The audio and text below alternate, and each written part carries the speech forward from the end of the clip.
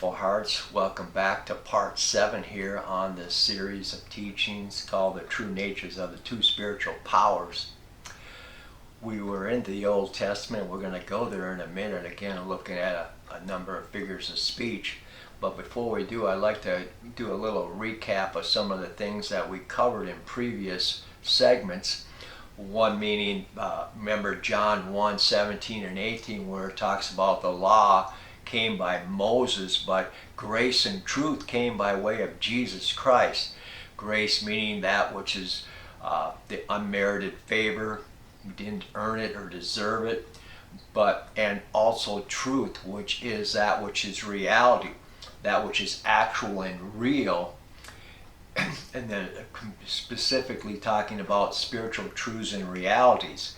And then he goes on in verse 18 and says that Jesus is within the bosom of the Father, and that Jesus was the one who declared him. He made known unto him. He clearly made us to understand him, who he truly is. And we've seen this in not only in his teaching, but in his examples, because he always did his Father's will, if you remember that. So he is a God of love. We learn that he is a God of love, and his love is unconditional, because remember from Matthew 6 that he sends his sun to rise on the good and the evil, and his rain to fall on the unjust as well as the just. That his blessings even spill out on those who don't believe at times. So, and he's a great God. He's a God of all comfort. He's a God of compassion. He's always there trying to help us, to soothe us, to comfort us, to give us aid in time of need. He's always there for us as his children. And then we learned also, Jesus also showed us that there is another spiritual power, who is the devil. And he is the one who he described him as the thief who comes but for to steal, to kill, and destroy. That he is the father of all lies, and that he is a murderer from the beginning.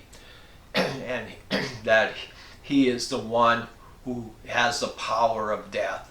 And he's always there looking to devour people's lives and to ruin people's lives. He is the one who is responsible for that. We've seen this in the New Testament.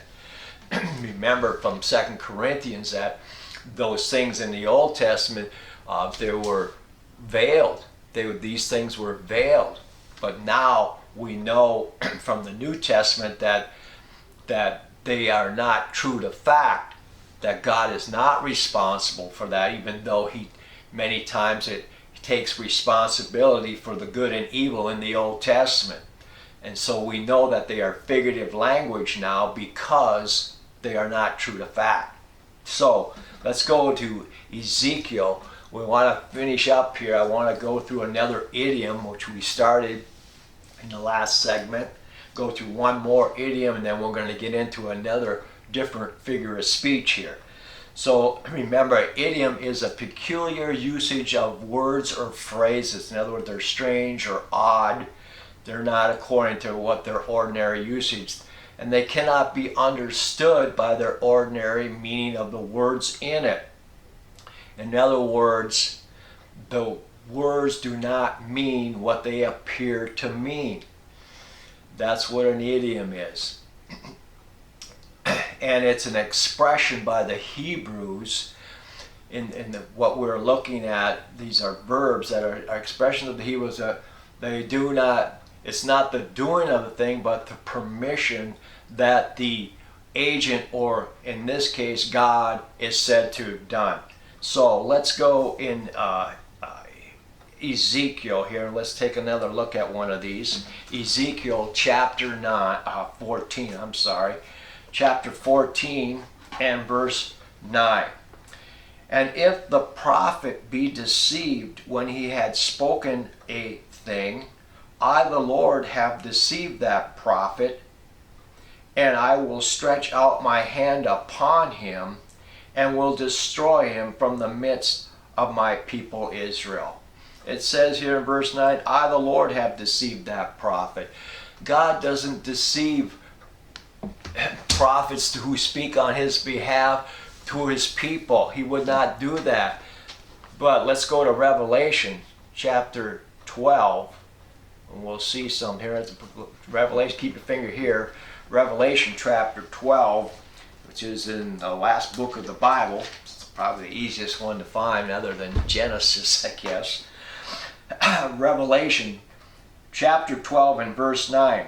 It says here, and the great dragon was cast out, the old serpent called the devil and Satan, which deceiveth the whole world. He was cast out into the earth, and his angels were cast out with him. It's the devil who deceives the whole. He is the one who causes people to have caused great deception and trickery in trying to ruin people's lives and to destroy people's lives.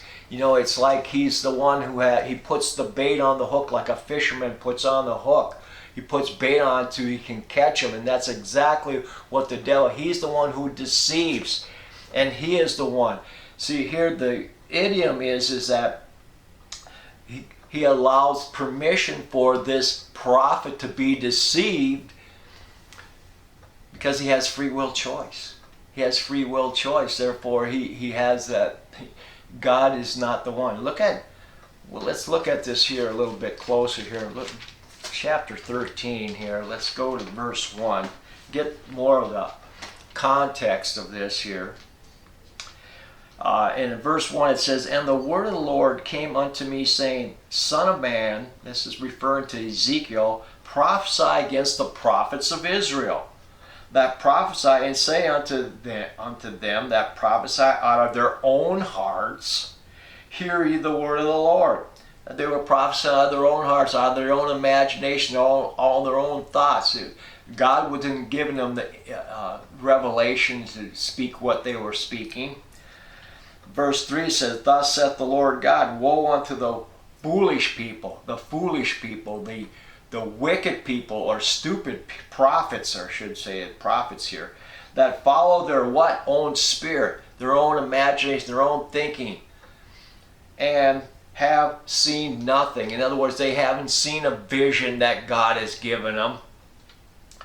That's what it's talking about. Then go down to verse 7, and have ye not seen a vain or futile vision, and have ye not spoken a lying or false divination, whereas ye say, the Lord said it, albeit I have not spoken. In other words, there's what these prophets are saying, oh, the Lord's telling me this and that and this, when God's saying, no, I didn't tell him that. That's what he's telling Ezekiel to tell these guys. And then it goes on, so we know that it's not coming from the true God. God's not the one who's given them this information, but we know who's the one who is the false, who sends false prophets and deceiving prophets. We know it's the devil, because he's the one who deceives the whole world. That's what this. That's why it's the figure of speech idiom. God given them permission, even though he's not the one who did it. He's given them permission because they have free will choice, and they chose to speak what the Satan was given them instead of the true God. So we're going to finish up with that one there. Now I want to go into another figure of speech called metonymy. And again, I want to refer to this book, Don't Blame God. And I want to read a couple of paragraphs because they talk about a metonymy and what it is and so forth. So I'd like to read this for you here. The figure of speech metonymy involves the exchange of nouns or verbs where one noun or verb is put for another related noun or verb. The word metonymy comes from meta, M-E-T-A, indicating change, and omena, O-N-O-M-A, a name, or in grammar, a noun. Metonymy is a common figure of speech with a wide variety of usages. The White House said today is one contemporary example in which the President of the United States and his staff are represented by the building they occupy. When we say give me a hand, it is by the figure metonymy. That hand is put for the many useful ways the hand can help. As we will see, metonymy is integratedly involved in understanding many of the verses that seem to make God the direct and active cause of negative circumstances. Metonymy has many forms, and biblical examples that concern us here are those related to the concepts of cause and effect, and permission and prophecy. In the Old Testament, God often reveals himself as the author of both good and evil. Thus, God is often put by metonymy as the cause of events that were actually engineered by the devil. Let's take a look at one of these in 1 Samuel 18. We've got to go back. If you go back in the beginning, Genesis, Exodus, Leviticus, Numbers, Deuteronomy, Joshua, Judges, Ruth, and then you have 1 and 2 Samuel. We'll go into 1 Samuel chapter 18. 1 Samuel 18, of course, is a familiar record. Of course, what happened is, previous to this verse, chapter 18, is that David slew Goliath, the giant Philistine, if you can call that. But previous to that, what happened is Saul was anointed king, and he was, the prophet Samuel came and told him, okay, you guys, you're going to go out and you are going to fight the Amalekites, and you are there to, you're going to be just, you are to destroy, utterly destroy everything. All the people, all the animals, destroy it all. That was the command that God gave to Saul to do. Well, he didn't do all that. To put it, make a long story short, he disobeyed God. He kept the king alive, and the people wanted to make sacrifice, so he didn't utterly destroy it all. And so what happened is God told Samuel that he's no longer going to be a king. And so shortly after that, Samuel gets told that he's going to anoint a new king, and he's going to be out of Jesse the Bethlehemite. He's going to anoint one of his sons, and of course it ended up being David.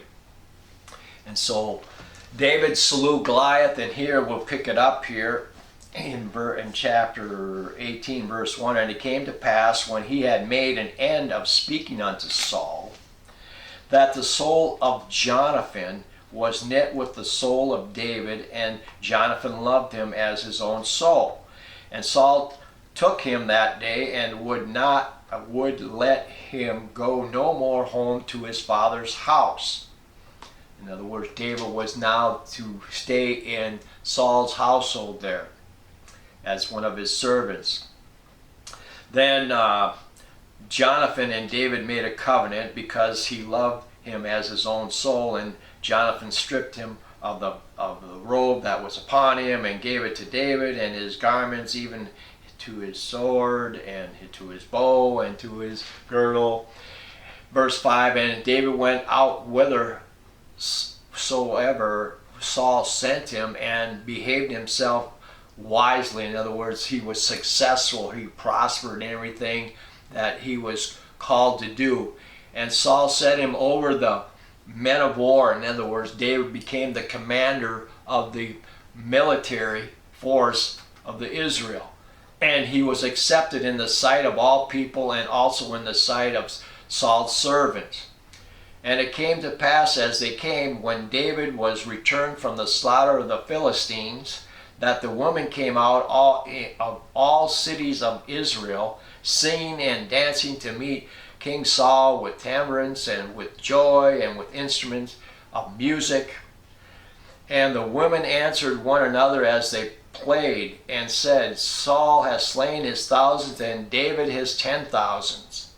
And verse 8, and Saul was very wroth, and the saying displeased him. In other words, he's very hacked off. He is very teed off and angry about this, because they have ascribed unto David 10,000s, and to me they have ascribed but thousands.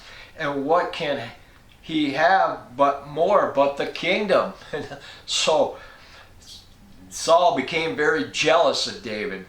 And verse 9, and Saul eyed David from that day and forward. And then verse 10, and it came to pass on the morrow, the next day, that an evil spirit from God came upon Saul, and he prophesied in the midst of the house, and David played with his hands as at other times, and there was a javelin in Saul's hand. Verse 11, and Saul cast the javelin, for he said, I will smote David even to the wall with it, and David avoided or escaped out of his presence twice. So here's King Saul. He's jealous, and it says here that an evil spirit from God came upon Saul. Well, we know that's not true to fact. God doesn't have evil spirits. He has holy angels. The devil is the source of all evil, and he has his angels under him. Remember, he was the archangel Lucifer, and it says, remember from Revelations 12:9, we just read that his angels were cast out with him. The angels that he was in command of were cast because they wanted to overthrow God and his throne. And so they got cast out. So they are the ones who make up the evil spirits. And we know that it didn't come from God, because God doesn't have evil spirits, but that they came from the devil. They were engineered by the devil, and because it makes perfect sense. Now we put it together from the New Testament, we can put this together, and it makes perfect sense. God, he just anointed David king. Why would he want to kill him? Because he wouldn't. He doesn't. But the devil does. The devil wants him dead because he's working for the true God, because he has the Spirit of God on him now. So this is a tremendous record to understand, because we need to understand that it's a figure of speech, metonymy. It's a change of the words. We should really mean the devil. The reason why it's that way, because God in the Old Testament had it veiled. Remember that? He took responsibility for the good and the evil done. That's why it's the figure of speech, metonymy. So it's not, cannot be, because it's not literal to truth. Okay, so let's go to another one here in Hosea. Look at another one here in Hosea. You get to Psalms, Proverbs, Ecclesiastes, Song of Solomon, Isaiah, Jeremiah, Lamentations, Ezekiel, Daniel, and then you get to Hosea. So Hosea chapter 6. Now that was a noun. Remember that it can be a metonymy, can be either a noun or a verb. I want to go here and read something from E.W. Bullinger's figures of speech in the Bible here. I'm trying to get here to my place here. When he talks about verbs here, from where he says here, where the action is put for the declaration concerning it, or where what is said to be done is put for what is declared or permitted or foretold as to be done. That's what E.W. Bullinger in his Figures of Speech book says about the verbs here. So we're going to see that here in Hosea 6 verse 5. It says here, therefore I have viewed them by the prophets, I have slain them by the words of my mouth, and thy judgments are as the light that goeth forth. God then, what this is saying here by the metonymy of the verbs here, is that God by way of the prophets, declared that they were going to be used. He declared by his foreknowledge, he knew that they were going to be slain. That's what this means here. Because God could see that this is what's going to happen to them, because this is where their lives were at the time. They were, remember from Hosea 4:6, remember that verse? My people are destroyed for lack of knowledge, a knowledge of God. That's what they were a lack of. They were gone astray. They were serving other gods and so forth. And so this is what God is warning them, saying, this is what's going to happen. You're going to get hewed down. You're going to get slain. He's trying to warn them, to get them to change. This is why this is the figurative speech metonymy. Let's look at one more here in Jeremiah. Going back to Jeremiah. This is only a couple books back. Jeremiah chapter 1 and verse 10. We'll start at verse 9 here, okay? It says, then the Lord put forth his hand and touched my mouth. This is talking about Jeremiah. And the Lord said unto me, behold, I will put my words in thy mouth. And that's what a prophet is. God, he's speaking on God's behalf. God's telling him what to say, and Jeremiah is speaking it forth. Look at this, verse 10. See, I have set this day, have set thee over the nations and over the kingdoms, to root out and to pull down and to destroy and to throw down, to build and to plant. I think this is a great verse here that really shows that God is taking responsibility for the good and the evil. See, to throw down, destroy, to pull down, and to tear down is negative circumstances. To build and to plant is good, right? So this is a good verse here, I think, that relates to that. But it's a metonymy, because we know it's not true to the fact that God doesn't destroy. We know it's the devil who comes to destroy, to ruin people's lives.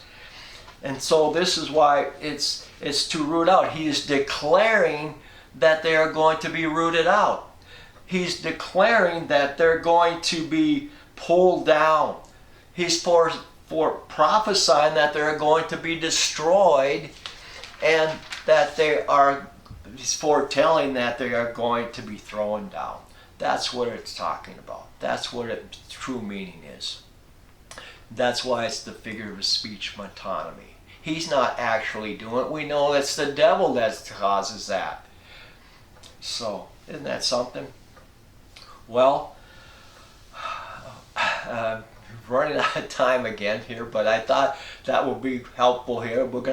I think the next time we're going to get into, talking about Job. We're going to get into the book of Job, and we'll conclude this series of teaching. You're probably wondering if I'm ever going to conclude it or end it, but I think we'll finish it up and we'll wrap it up, and it should be a fun time. All right, God bless you.